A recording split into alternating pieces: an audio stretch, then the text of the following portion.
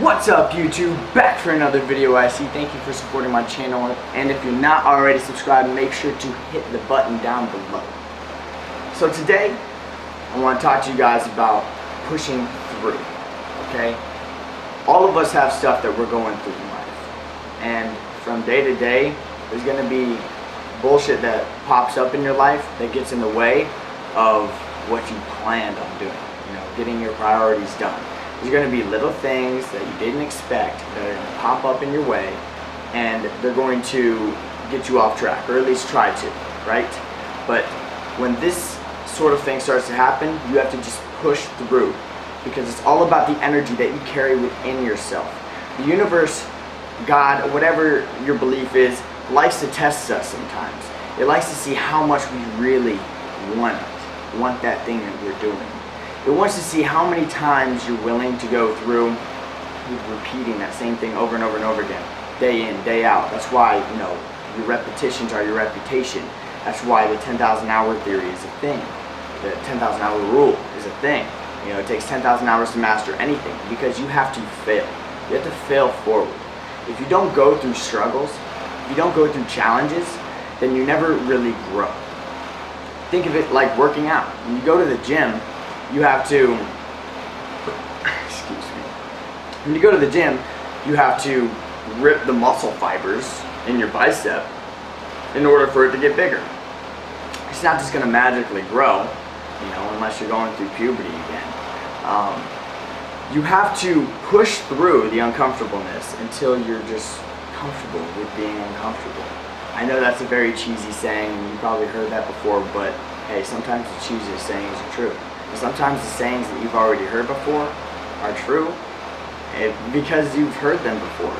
You've heard them before because they're true. You have to push through that feeling, or rather, that voice in your head telling you that you should stop right now.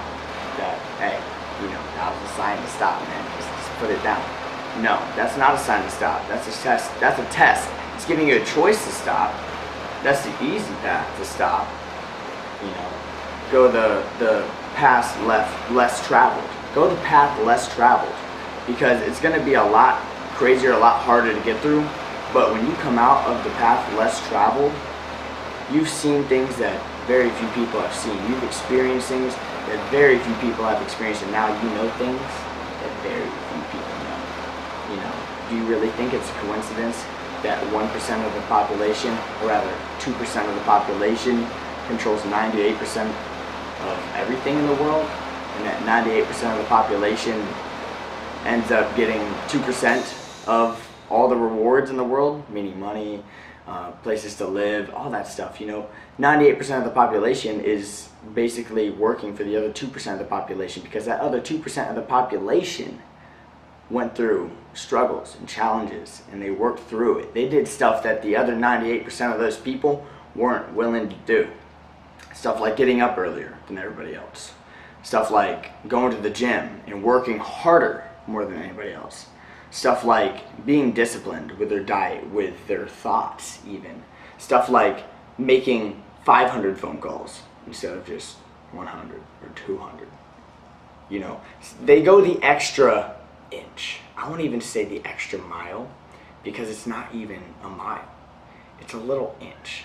It's just a little tweak, 5% tweak in that other direction, where if you just ignore that part of your brain telling you that you should stop, and that you should go relax, and that you should take the easy path, and that you should listen to Joe and Susie and Boozy and Hoozy and Foozy, I'm not dissing you, Foozy, then you're just following the crowd because it's easy. Because, monkey see, monkey do. Us humans are wired that way. When you're standing in a crowd of people, let's say you're standing with a circle of your friends, and your friend Tom has his arms crossed, you might subliminally cross your arms now. And not even because you saw your friend Tom doing it, because your brain picked up on it. When you're hanging out with people, you're actually breathing about the same pace as them. Our minds are like energy frequencies, and they just kind of adapt to each other. So you have to really push through that part of the adaptation and make your own energy come out of itself. You know, the flow's going that way, but you want to be up here. You know, the flow's here, you want to be up here, doing your own thing. A lot of times, we don't even know that we're being sucked down to that flow. So when you feel yourself being sucked down, and you'll know because that's when you're getting easily irritated, that's when you're feeling moody out of nowhere, that's where you feel like just turning on the TV or whatever you're doing that just relaxes your brain and you can plug out for the time being. When you start feeling like that, you know, when you start feeling weak and you want to start going back to your old habits, that's how you know that's the moment where you have to push through. And I'll give you a little tidbit of information to close it off with. I think this was Lyle Laundrie, something like that, a female author. She wrote about the 5-second rule. When you have that feeling that you want to go back into that old habit, you have about 5 seconds. 5, 4, 3, 2, 1. That's it. To decide what you're going to do. And if you're still trying to decide what you're going to do, your brain, 99.9% of the time, is going to convince you to go back to that older habit. Because you're already wired that way. You know, you've already driven the car down that path, so there's already tracks that way. There's no tracks this way, or maybe there's not as many. You know, between relaxing, there's a lot more tracks that way, and then going to the gym, there might be like 2 or 7, right? You have about 5 seconds to decide when you're right here and you're starting to feel like, I want to go relax, I want to do that. You have 5 seconds. I say get up and start doing jumping jacks, brother. Go to the gym. You know, because once you start, you dive right in the pool, into the cold water, you get past the shock. The shock's so fast, it's so quick that you don't even feel it. And then eventually the cold, the uncomfortableness, feels good. And you get used to it. And then you're chilling in the cold water and you're having a good ass time and it feels great and it's good for you and you're getting healthier. And all these people outside the pool are looking at you like you're crazy because you're enjoying the cold water. Right? You get my metaphor here. I'm talking about the uncomfortableness. You're sitting in the uncomfortableness and you're chilling. You're having a good time because the uncomfortableness will reap you many benefits. You're going to have people look at you like you're crazy. Get used to it because you're going to feel a little crazy when you start doing it. But, you know, that's a good thing because you're exuberating more energy than what you're used to. And that's only going to be for the better. And it's only going to make you the best version of yourself the more and more you push yourself to be more than what you are today. So that's the video today. We got to get door knocking. It's the first day knocking doors for our job right now. So we're going to get the momentum going.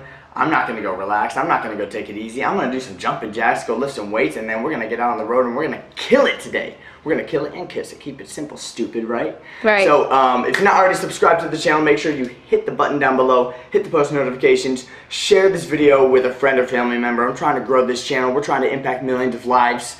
And make sure you like the video and drop me a comment. I always comment back. Peace and love, and I'll see you next time.